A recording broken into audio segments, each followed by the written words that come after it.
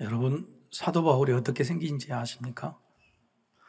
2000년 전의 인물이지만은 초상화도 있고 또 벽에 새겨진 부조도 있어서 그 얼굴을 알 수 있는데 겁나게 못생겼습니다. 대머리시고 그다음에 얼굴도 참 보기가 좀 그런데, 사도 바울의 외모도 그렇지만은 사도 바울이 스스로 말을 하는, 나는 말을 잘 못한다.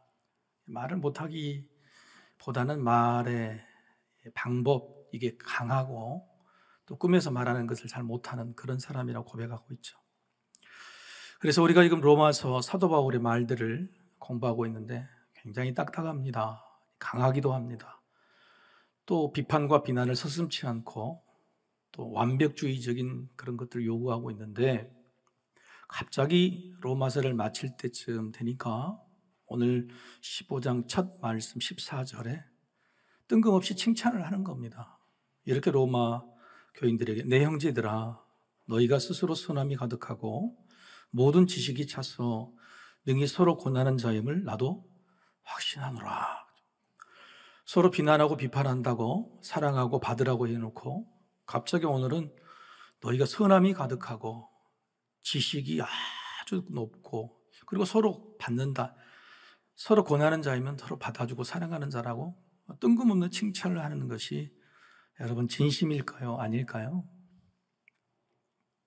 여러분, 생뚱맞는 칭찬이 진심이라고 보기는 참 어렵죠. 그래서 오늘 사도 바울이 이 말이 진심인지 아닌지를 살펴보고자 하는 겁니다. 최근 들어서 제가 조금 놀랄 만한 일을 깨닫게 됐습니다.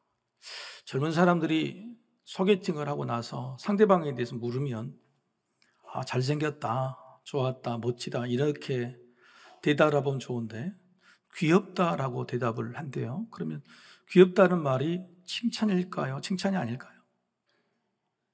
잘 모르신가요? 예를 들어서 우리 할아버지 할머니들이 손주 사진을 가지고 남에게 이렇게 보여주면 딸한테 참 이쁘죠? 그러면은 그분이 이쁘다는 말을 안 하고 귀엽다라고 말하면 이게 칭찬일까요? 아닐까요? 네, 그렇죠. 저는 최근에 대해서 귀엽다는 말을 내가 잘 들었기 때문에 이게 칭찬이 아님을 깨닫게 됐습니다. 여러분, 칭찬이요, 거짓이라면 무시하는 것이고 조롱하는 것이죠. 칭찬은 반드시 진심이어야 된다는 거예요. 그런데 이 진심이라는 게 뭐냐면, 남에게 진심을 보일 수 있으려면, 그래서 그의 말이 진심으로 사람들이 받아들여지려면 먼저 자기 자신에게 진심이어야 돼요. 자기 자신에게 늘 진심인 사람이 말도 표정도 이게 진심으로 잘 보여지는 거죠. 사도 바울은 자기 스스로에게 진심이었습니다. 왜냐하면 증거가 두 개 있는데, 첫 번째는 양심의 이야기를 많이 해요. 사도 바울이 성경에서 양심 이야기를 제일 많이 했을 겁니다. 신앙 양심, 믿음의 양심. 양심을 말하는 사람이 여러분 양심이 없는 말을 할까요? 진심은 뭐냐면요, 양심에서 나옵니다. 사람의 진심은 머리에서 나오는 게 아니에요. 양심이라는 곳에서 나와요. 사도 바울은 늘 양심이라는 말을 썼다는 것은 자기 양심에서 늘 나오는 진심을 호소하고 있다고 하는 거예요. 또 하나, 로마서를 쭉 보면은 제가 딱딱하다고 말씀드렸죠. 로마 교인들에게 늘 이래라 저래라 하니까. 그런데 그렇게 말을 하다가 갑자기 사도 바울이 자기 자신에게 말을 해요. 자기 자신에게. 그게 로마서 7장 24절, 여러분이 잘 아시는 말씀. 오라, 나는 공고한 사람이로다. 이 사망의 몸에서 누가 나를 건져내랴. 사람들에게 좀 설교하고 편지하고 가르치고 그런 분이 갑자기 오라, 나는 공고하다. 공고하다는 말은 헬라어로 탈라의 포로스예요. 한국말처럼 내가 포로처럼 잡혀있다. 이 공고하다는 말의 뜻은 비참하고 불행하다. 여러분, 복음의 사도고요, 누구보다도 믿음이 좋은 사도 바울이 자기 자신에게 오라, 탄식하고 나는 불쌍하고 비참하다. 이렇게 이야기를 하는 거예요. 여러분, 이게 스스로를 학대하는 자기 탄식일까요? 아니면 자기 신앙을 고백하는 용기일까? 우리가 이런 고민을 하지 말라고 사도 바울은 정답을 그 말 이후에 해줍니다. 로마서 7장 25절이죠. 우리 주 예수 그리스도로 말미암아 하나님께 감사하리로다. 그러즉 내 자신이 마음으로는 하나님의 법을, 육신으로는 죄의 법을 섬기노라. 내가 육신으로 보이는 겉으로 행동으로 말로 이런 것은 탈 정욕과 욕심과 죄 가운데 산다. 그런데 내 마음만은 하나님을 붙들고 있다. 내 마음만은 진심으로 하나님을 사랑하고 있고 내 삶이 바뀌어지길 원한다는 거예요. 여러분, 이게 쉬운 일일까요? 저 같은 목회자가요, 막 설교를 하다가 사람들을 가르치다가 호라, 저는 죄인입니다. 저는 육신의 행동이나 말이 늘 죄를 짓는 사람이지만 내 마음속에 양심에서 나오는 진심은 늘 하나님을 붙들고 있습니다. 라는 고백이 과연 쉬운 고백일까? 이것은 자기 탄식이 아니고요, 용기인 거예요. 진심의 용기고 믿음의 용기라고 하는 거예요. 여러분, 믿음이 뭘까요? 믿음이 복잡한 말이고 어려운 말이에요. 믿음이라고 말해놓고 우리는 늘 헷갈립니다. 믿음이라고 말해놓고 늘 우리는 무시하죠. 믿음이라고 말해놓고 도대체 믿음에 대해서 집중하지 못해요. 그게 왜 그러냐면 구체적으로 믿음이 뭔지를 모르는 거예요. 하나님이 우리에게 요구하시는 믿음은요, 그 믿음은 뭐냐면 구약성경이나 신약성경은 늘 진심이었어요. 진심. 하나님은 구약에서 늘 너희 바친 제물이 마음이 안 담겼다, 진심이 안 담겼다 얘기했어요. 예수님은 신약에서 늘 바리새인들, 종교 지도자들에게 너희를 왜 외식하냐, 위선적이냐는 거예요. 진심이 없다고 말하는 거예요. 그래서 믿음은 뭐냐면 양심에서 나오는 진심이에요. 그 진심이 자기 확신이 때로는 그게 믿음이 되는 겁니다. 그 때로는 남에 대한 사랑이, 행함이, 때로는 칭찬과 배려로 나오게 된다고 하는 거예요. 사도 바울이 이런 용기를 낼 수 있는 것은 믿음이지만 저는 오늘 다른 각도에서 살펴보기를 원합니다. 자기 있는 이 양심 속에 있는 진심을, 자기의 부족한 면을 드러낼 수 있는 용기를 할 수 있는 것은 사실은 믿음이기 전에 자기 사랑이라고 생각해요. 자기 사랑. 자기를 포기하지 않는 거예요. 자기를 포기하지 않는 것. 자신이 아무리 못나도 자기만큼은 자기가 아껴주고 안아주는 거예요. 그리고 자기 자신에게 누가 기회를 줘요? 내가 내 스스로에게 기회를 주는 거예요. 저는 그동안 참 죄송하게도 자기 연민이 나쁘다고 설교를 했습니다. 자기 연민이란 자기를 불쌍히 여기는 것이다. 그런데 생각해 보니까 아니더라고요. 여러분, 자기 연민이요, 자기를 불쌍히 여기는 것이 진심이라면, 자기를 불쌍히 여기는 자기 연민이 자기에게 또다시 기회를 주고 싶은 것이라면, 자기 연민이 스스로 안아주고 토닥이는 것이라면 자기 연민이 왜 나쁜 것이겠습니까? 그래서 자기 연민이 자기 사랑이 되면 저는 그 어떤 일보다 잘한 일이다 말하고 싶어요. 최근 들어서 제가 마음이 참 무겁고 힘들어서요, 육신도 그렇고 잠도 못 자고 공황도 오고 그래서 여러 책들을 좀 살펴보다가 최근에 이런 책을 읽고 굉장히 용기를 얻었어요. 신앙서적은 아니고 그냥 심리학 서적인데 문요한이 지은 나는 왜 나를 함부로 대할까? 나는 왜 나를 함부로 대할까? 내용이 이런 내용이 있더라고요.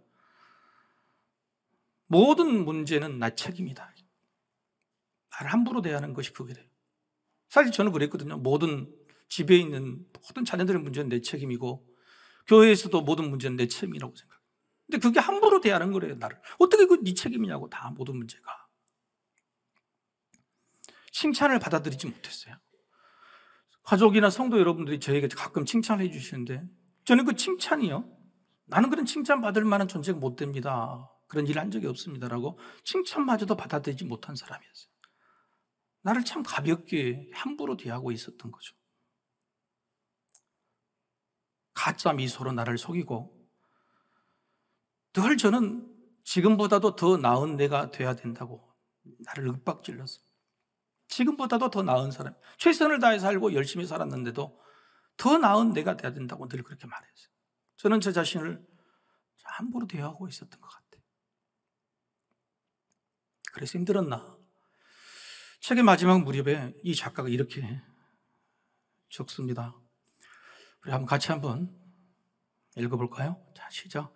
자기 친절은 힘들었던 수많은 날을 견뎌온 나에게, 그리고 앞으로도 힘든 삶의 고통을 겪을 수밖에 없는 나에게 보내는 최소한의 응원이자 애이다. 자기에게 친절을 베푸는 것은 최소한의 응원이고, 그게 나에 대한 애이래요. 애절이라고 하는 거예요. 자기를 애이 있게 대하지 않는 사람, 소홀히 대하는 사람이 어떻게 남에게 애이 있고 귀중하게 대할까? 자기에게 기회를 주지 않는 사람이 어떻게 남에게 기회를 줄까? 줄 수 있을까? 그런 생각해 보았습니다. 나는 나를 어떻게 대하고 있을까? 사랑하라고 말하지만 정작 내 자신부터 사랑하지 못하는, 함부로 대하는, 소홀히 여기는 사람은 아니었을까? 사도 바울은요, 본문에서 처음 시작하는 14절의 말이 이 로마 교인들에게 대한 칭찬이요, 가짜가 아닌 거예요. 진심이라고 하는 것들을 보여요. 그런데 그걸 어떻게 보이냐면 최대한의 예의를 갖춰서 보입니다. 오늘 본문 중에서 놀랍게 사도 바울이 고백한 또 다른 예의가 하나 있어요. 사도 바울의 인생의 목적은 뭐냐면 복음을 전하는 거예요. 땅끝까지 복음을 전하고 내 목숨까지 바꿔서도 복음을 전하는 일을 최선을 다하겠다고 말하는 사람이 놀랍게 이렇게 말합니다. 20절이죠. 자, 어깨를 펴시고 같이 한번 읽어보십시다. 자, 시작. 또 내가 그리스도의 이름을 부르는 곳에는 복음을 전하지 않기를 힘쓰노니 이는 남의 터 위에 건축하지 아니하려 함이라. 복음을 전하려고 인생을 사는 사람이 복음을 전하지 않기를 힘썼다고 하는 거예요. 어디예요? 다른 사람이 이미 전도한 곳, 다른 사람이 이미 세운 교회. 나는 거기 안 가겠다는 거예요. 여러분, 로마 교회는요, 사도 바울이 개척한 교회가 아닙니다. 사도 바울은 아직 로마를 가본 적이 없어요. 그런데 로마 교인들에게 편지를 보내는 겁니다. 로마 교인이 어떻게 생각했어요? 야, 그 유명한 사도 바울이 이제 로마 우리 교회를 접수하려는가 보다. 우리 교회에 와서 이제 자기가 대장 노릇 하려는가 보다. 이미 거기에는 수많은 리더들이 있고 지도자들이 있는데 그렇게 오해할 수 있지 않겠어요? 사도 바울은요, 나는 거기에 복음 전하러 가지 않는 것이다 라고 최대한의 예의를 갖춰서 이야기하는 거예요. 여러분, 이게 어찌 진심이 아니겠어요? 진심을 다해서요. 복음을 그렇게 사랑하고 어디든지 복음을 쫓아갔던 사도 바울이 나는 그 복음을 거기서는 전하지 않겠다. 자기의 진심을요, 예의 바른 태도로 보여주고 있다고 하는 거예요. OECD 국가는 세계 선진국들이죠. OECD 국가가 해마다 정치, 경제, 사회 전반에 걸쳐서 갈등, 얼마나 갈등이 많으냐, 갈등 지수를 조사를 하고 있어요. 30여 개국의 국가에서 갈등 지수 우리나라 몇 등일까요? 네, 갈등이 얼마나 많을까요? 네, 감사하게도 3등입니다. 1등이 아니고 3등. 근데 최근 들어서는 갈등 보니까 미국과 한국이 독보적으로 1등이다. 공동 1등이다. 미국과 한국의 갈등이. 더 재미있는 것은 이 갈등을 관리하는, 갈등을 해결하는 지수를 또, 갈등이 있지만 갈등을 어떻게 잘 해결하느냐, 이걸 또 OECD 국가에 조사를 했어요. 갈등 관리 지수라 그러는데 몇 등일까요? 3등이에요. 뒤에서 3등. 갈등 지수는 앞에서 3등이고 갈등 관리 해결 지수는 뒤에서 3등이에요. 여러분, 우리나라가 얼마나 갈등이 많은 나라예요. 너무너무 갈등인데 문제는 그 갈등을 해결할 수가 없어요. 갈등을 도대체 어떻게 해결하고 살까? 교회에도 갈등이 있죠. 교회 안에 갈등은 이미 주지의 사실입니다. 그런데 코로나 이후에는 교회 간의 갈등이 심해졌대요. 코로나 때 여러분 온라인 예배를 드렸잖아요. 출석을 못하게 해서. 온라인 예배를 드리면서 성도들이 우리 교회 목사님 설교만 듣지 않게 된 거예요. 큰 교회. 그래서 코로나 이후에요, 코로나의 온라인 예배로 득을 보는 교회는요 3,000명 이상의 대형 교회들만 득을 봤어요. 온라인 예배 시설이 잘 됐고 100명 이하의 작은 교회는요 거의 몰락 수준에 왔다.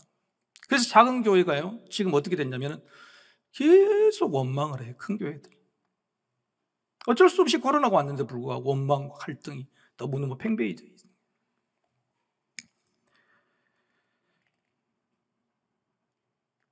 우리 교회가 예배 파송을 했죠. 시적절이라는 얘기라고 생각이 돼요. 그런데 문제는 늘 고민인 거예요. 예배 파송이 성도님들이 마음이 진심이었냐? 진심이야. 또 다른 고민은 뭐냐면 A가 있었느냐? A가 있었느냐? 예배를 드리러 가면서 진심으로 위로와 격려와 함께 가는 동지의식, 또 하나는 A를 다했느냐? 이게 안 되면, 전달이 안 되면 오히려 갈등을 조장하고 있는 것이죠. 여러분, 저는요, 갈등이라는 것은 진심의 A로 풀 수 있다고 생각이 돼요. 세상의 수많은 갈등들을 어떻게 푸느냐면은 양심에서 나오는 진심이 행동의 A로 나타날 때 풀어지는 거예요.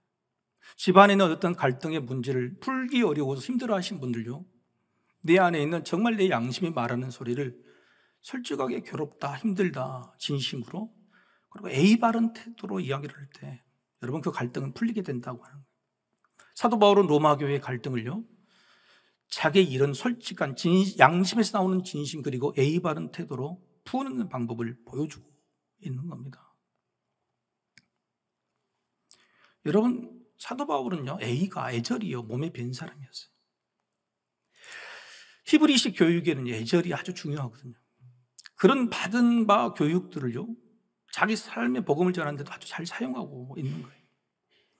그런데 여러분, 사도 바울이 남에게 이렇게 배려하고 A 바르게 대하는 것은요, 사실은 자기 자신에게 먼저 자기 자신에게 A 바르게 대하고 자기 자신을 친절하게 대했기 때문에 그렇게 된 거예요. 그 자기 자신에게 친절하고 자기 자신을 A 바르게 대하는 그 태도가요, 자기 확신이고 자기 믿고 자기 위로고 자기 격려예요. 그것이 자연스럽게 다른 사람들이 흘러나오게 되는 거예요. 그래서 오늘 사도 바울이 칭찬이에요. 그리고 사도 바울이 수많은 편지에서 형식적으로 보였던 수많은 인사말들이 진심이었다는 사실을 두 가지로 증명해 보고 싶은 거예요. 이게 첫 번째는 뭐냐면 같이 한번 읽어보십시다. 같이 시작. 일 잘하고 있다는 자부심을 높이는 칭찬이에요.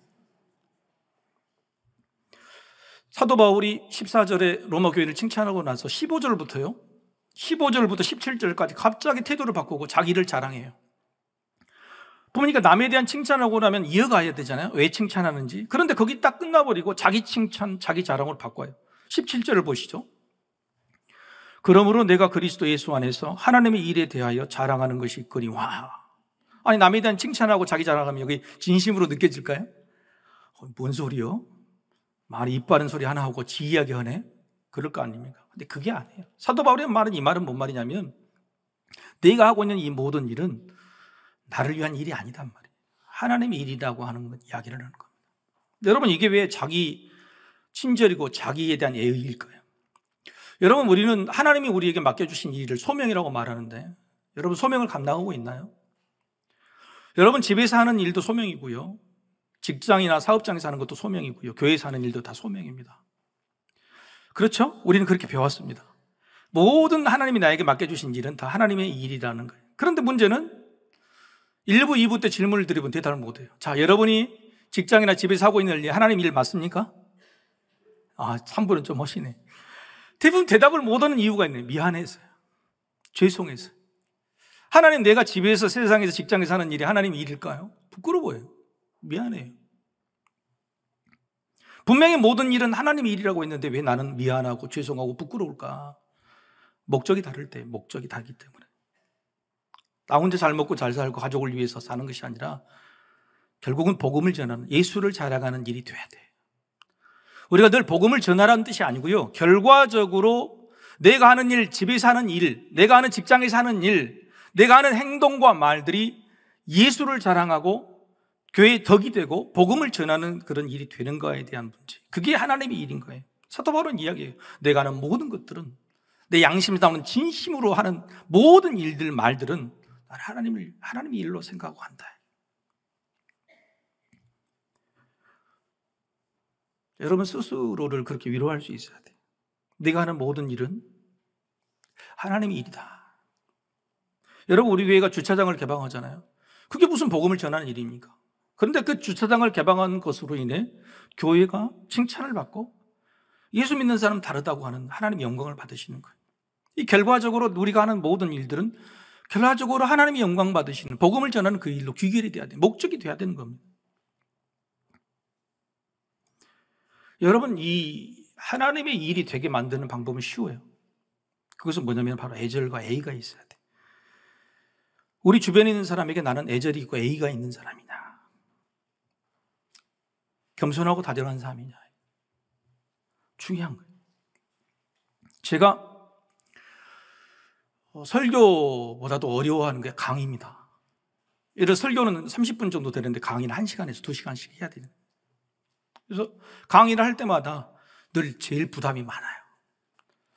근데 강의를 할 때에 이 듣는 분들도 굉장히 긴장을 하시는 것 같아요. 제가 한 번은 부산에 가서 150명의 목사님들 앞에서 강의를 시작하는데, 여러분 부산 사나이하고 그래도 목사님 여러분 얼굴이 어떻겠어요?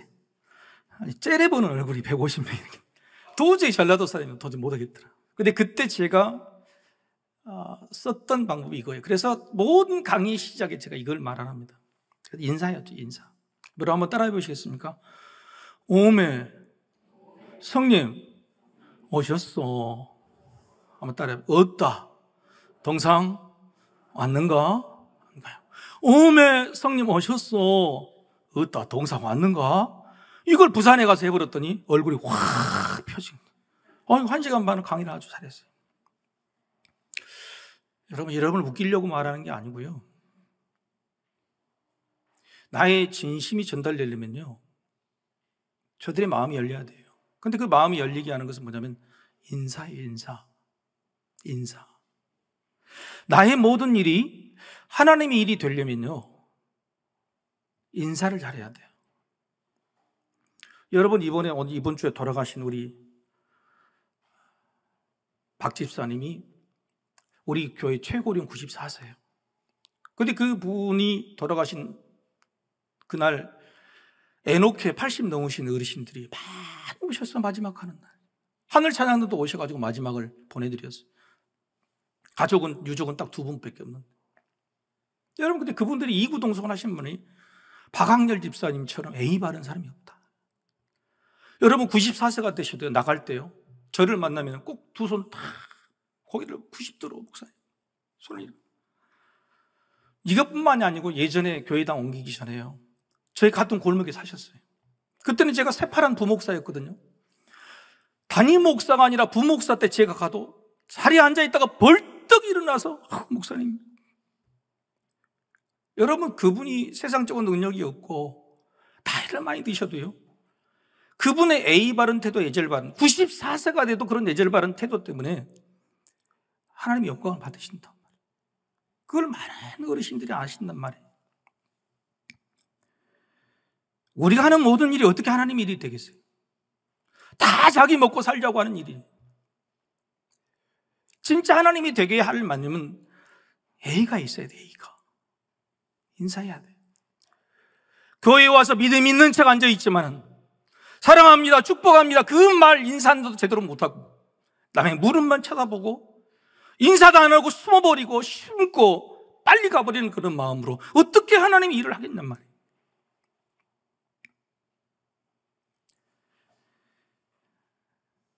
오메 성님 오셨어. 어디다 동상 왔는가? 애절의 말 예의 있는 인사로도 하나님의 일을 할 수 있다. 그것 스스로도 그렇게 위로할 수 있어야 돼. 그래, 애의 바른 사람이 되면 하나님 일을 하는 거야. 사도 바울은 지금 그렇게 말하고 있는 겁니다. 두 번째, 사도 바울이 자기 친절, 자기 예의를 다하는 것, 노란 줄을 한번 같이 읽어보십시다. 자, 시작. 혼자가 아니라 돕는 이가 늘 있다는 안아주는 격려예요. 18절에서 21절까지 내용인데 18절과 19절을 제가 한번 천천히 읽어보겠습니다. 여러분 한번 들어보세요. 그리스도께서 이방인들을 순종하게 하기 위하여 나를 통하여 역사하신 것 외에는 내가 감히 말하지 아니하노라. 그 일은 말과 행위로, 표적과 기사의 능력으로, 성령의 능력으로 이루어졌으며 그리하여 내가 예루살렘으로부터 두루 향하여 일루리곤까지 그리스도의 복음을 편만하게 전하였노라. 내가 예루살렘부터 일루리곤, 가장 먼 곳이면 여기까지 내가 복음을 엄청나게 전했다는 자기 자랑이 아니에요. 이 말은 뭐냐면 복음 내가 전한 게 아니다는 거예요. 복음을 내가 전한 게 아니에요. 나는 말과 행함으로 했지만 그 뒤 이야기, 기사와 능력이에요. 성령의 능력이에요. 그리스도 예수께서 나에게 기적 같은 일로 성령의 역사로 이렇게 편만하게 복음을 전하게 됐다고 하는 이 말이, 이 고백이, 이게 뭐냐면은 나는 그동안 혼자가 아니었어요. 나 혼자 이 일을 감당했다가 아니라 주 예수 그리스도 성삼위 하나님께서 나를 도와주시고 심지어는 기적 같은 일로 복음을 전하게 도와주셨다고 하는 그 고백인 거예요. 그래서 나는 앞으로도 혼자가 아니다. 나는 앞으로도 혼자가 아니다. 여러분 혼자이십니까? 저는 늘 혼자 감당하려고 했어요. 나 혼자 책임을 지려고 했어요. 그게 믿음 없는 거였더라고요. 나는 혼자가 아니었다. 하나님이 나와 함께 하셨다고. 그게 자기 위로가 아니라 그게 진짜 자기 믿음이었던 거예요. 여러분, 이게 자기 격려이기도 하지만 겸손이에요. 사도 바울은요, 오늘 본문에서 14절에 로마 교인들 칭찬하고 나서 15절에 이런 말을 합니다. 15절. 그러나 내가 너희로 다시 생각나게 하려고 하나님께서 내게 주신 은혜로 말미암아 더욱 담대히 대략 너희에게 썼노니. 그리고 16절에 바로 은혜가 뭐냐고 이야기를 해요. 이 말은 무슨 말이냐면 사도 바울이 고민했다고 하는 겁니다. 고민했다. 내가 굉장히 고민했다. 엄청나게 고민했다. 왜? 내가 지금부터 쓸 일이 자랑 같게 너희들한테는 교만한 것처럼 보이지만 사실은 그게 아니고 은혜라고 말하는 거예요. 내가 한 게 아니야. 은혜가 뭡니까? 능력도 없고 자격도 없지만은 하나님께 도와주셨다는 게 은혜 아니에요? 그래서 내가 담대히 힘을 내겠다. 담대히 내 말하겠다는 거예요. 여러분, 때때로 제가요, 제 가족 이야기라고 제 이야기를 하면 막 자랑처럼 들리시죠? 저 고민 많이 했어요. 사도 바울처럼 고민 많이 해요. 왜요? 그건 내 자랑이나 교만처럼 들릴 수 있지만 그게 아니고요, 은혜 이야기를 하려고 하는 거예요. 은혜 이야기를. 나는 자격 없는 사람인데 이런 은혜 주셨다고 하는 거예요. 사도 바울은 오늘 그 이야기를 한 겁니다. 고민 많이 했다. 그러나 이건 은혜이기 때문에 내가 담대히 용기를 내겠다고 하는 거예요. 나 혼자 한 일이 아니기 때문에, 하나님이 함께 해주신 것 때문에. 그래서 여러분, 은혜라고 말하는 고백은요, 겸손이기도 하지만 은혜라고 말하는 것처럼 자기 격려는 없어요. 왜? 나 혼자 하는 것이 아니야. 성삼위 하나님이 해주신 거란 말이에요. 여러분, 스스로를 그렇게 위로하실 수 있어야 돼요. 그게 믿음인 거예요. 믿음. 우리나라에 유명하신 김승진 성전이라는 분이 계세요. 이분은 무동력 요트로 전 세계를 일주하신 분인데, 요트의 선장들은 많잖아요. 그런데 요트에도 이제 여러분 그 엔진이 있잖아요. 근데 엔진을 한 번도 안 돌리고, 그리고 두 번째는 한 번도 어려워도 육지에 기항을 안 했어요. 들리지도 않고 바다에서만 무려 211일 동안 42,000km를 항해를 했어요. 놀라운 일을 성공했죠. 세계 일주를. 얼마나 힘들고 어려웠겠어요. 기자가 어떻게 견딜 수 있었냐 그랬더니 딱 두 가지를 이야기해요. 첫 번째는 바람 없는 날이 없었습니다. 바람 없는 날이 없었습니다. 무슨 말이에요? 우리는 바람 없는 날을 기대하고 바람 없는 날은 행복하다고 그랬는데, 아니야. 바람 없는 인생은 없어. 바람 없는 바다는 없어. 바람 없는 날은 없어. 바람 없는 인생, 바람 없는 사람은 없어. 난 바람 없는 날은 없다고 스스로를 첫 번째 위로한 거예요. 그리고 두 번째 위로는 뭐냐고 물었더니, 어김없이 바람이 있어도 그 다음날 해는 떠오르더라. 아무리 바람이 강한 날이라도 그 다음날 해는 어김없이 떠오르더라 하고 나를 위로했대. 211일 동안 그 외롭고 힘든 일쯤, 죽음의 문턱 앞에서 스스로 자기 위로를 두 가지 하는 거예요. 바람 없는 인생은 없고 바람이 불어도 그 다음날 해는 반드시 떠오르더라.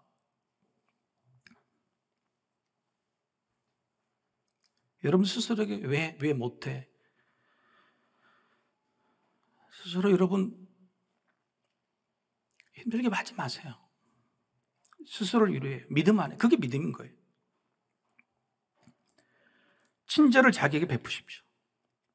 폭풍우 속에도 일어설 수 있고, 하늘은 스스로 돕는 자를 돕는 것이고, 천국은 침노하는 자의 것이라는 말씀. 사도 바울은요, 내가 공고한 자라고 말하고 죄인 중에 괴수라고 말하는 게 아니에요. 로마서를 쭉 하다 보면은 자기 위로와 자기 친절, 자기 일을 통해서 자기 확신, 자기 믿음을 만들어가요. 그 과정이 로마서에 있어요. 그래서 마지막 결론적으로 사도 바울은 이렇게 말합니다. 요한복음 8장 37절에서 39절의 말씀 같이 한번 읽어보실까요? 자, 시작. 그러나 이 모든 일에 우리를 사랑하시는 이로 말미암아 우리가 넉넉히 이기느니라. 내가 확신하노니 사망이나 생명이나 천사들이나 권세자들이나 현재일이나 장래일이나 능력이나 높음이나 깊음이나 다른 어떤 피조물이라도 우리 주 그리스도 예수 안에 있는 하나님의 사랑에서 끊을 수 없으리라. 너무너무 공고하고 죄인 중에 괴수라고 스스로를 자책하는 게 아니고 스스로를 위로하고 친절을 베풀고 기회를 주고 애의를 다하는, 네가 하는 모든 일은 하나님의 일이에요. 너는 혼자 하는 게 아니라 하나님이 도우신다는 자기. 그리고 마지막 고백하는 것이 누가 우리를 그리스도의 사랑에서 끊으리요, 이렇게 고백했다는. 사랑하는 성도 여러분, 이 고백으로 여러분을 위로하시기를 소망합니다.